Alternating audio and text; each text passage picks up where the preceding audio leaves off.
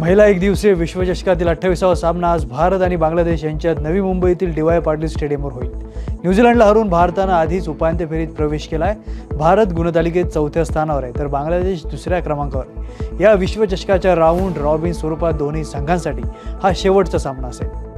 Women's one day world cup स्पर्धेतील 26व्या सामन्यात ऑस्ट्रेलियानं दक्षिण आफ्रिकेचा 7 गडी राखून धुव्वा उडवलाय.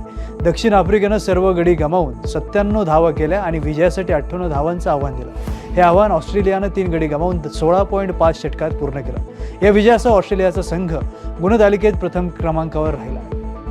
रोहित शर्मा, विराट कोहली या अनुभवी तसेच माजी कर्णधारांच्या जोडीनं ऑस्ट्रेलियाविरुद्ध 3ऱ्या आणि अंतिम एकदिवसीय सामन्यात नाबाद 1.5 शतकी भागीदारी करत टीम इंडियाला 9 विकेट्सनं दणदणीत विजय मिळवून दिला. ऑस्ट्रेलियानं भारताला सिडनी क्रिकेट ग्राउंडमध्ये विजयासाठी 237 धावांचं आव्हान दिलं होतं. भारतानं हे आव्हान 38.3 ओव्हरमध्ये 1 विकेटच्या मोबदल्यात सहज पूर्ण केलंय. 2025-26च्या रणजी क्रिकेट स्पर्धेतील इलाइट ड गटातील शनिवारपासून सुरू झालेल्या सामन्यात छत्तीसगड विरुद्ध यजमान मुंबईनं पहिल्या डावात 84 षटकात 5 बाद 251 धावा केल्या. या सामन्यात अजिंक्य रहाणेने दमदार शतक तर सिद्धेश लाडने अर्धशतक झळकवलंय. कुवैत क्रिकेटनं शनिवारी हाँगकाँग सिक्सेस 2025 साठी आपला संघ जाहीर केलाय. 6 जणांच्या आंतरराष्ट्रीय क्रिकेट स्पर्धेत देशाचं हे ऐतिहासिक पदार्पण आहे. ही स्पर्धा 7 ते 9 नोव्हेंबर 2025 दरम्यान हाँगकाँगमधील टीन क्वांग रोड रिक्रिएशन ग्राउंडवर खेळवली जाईल.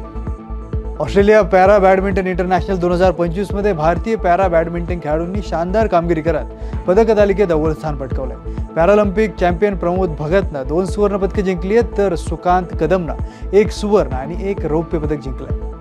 बहरीनमधील मनामा इथं आशियाई युवा क्रीडा स्पर्धा 2025 मध्ये भारतानं कबड्डीमध्ये पूर्ण विजय मिळवत सुवर्ण पदक पटकावलंय. मुलींच्या संघात कांजूरमार्ग येथील खेळाडू कुमारी सेरेना सचिन म्हस्कर हिनं भारताचं प्रतिनिधित्व करण्याचा मान मिळवला. या कामगिरीबद्दल क्रीडा मंत्री ॲडव्होकेट माणिकराव कोकटे यांनी सेरेनासह भारतीय कबड्डी संघाचं अभिनंदन केलं. लिओनेल मेस्सीच्या नेतृत्वाखालील विश्वविजेत्या अर्जेंटिना संघाचा पुढील महिन्यात केरळ इथं नियोजित मैत्रीपूर्ण फुटबॉल सामना लांबणीवर गेलाय. या सामन्यासाठी आंतरराष्ट्रीय फुटबॉल महासंघाची अद्याप मान्यता मिळालेली नाही असं केरळचे क्रीडामंत्री व्ही. अब्दुर रहिमान यांनी सांगितलंय.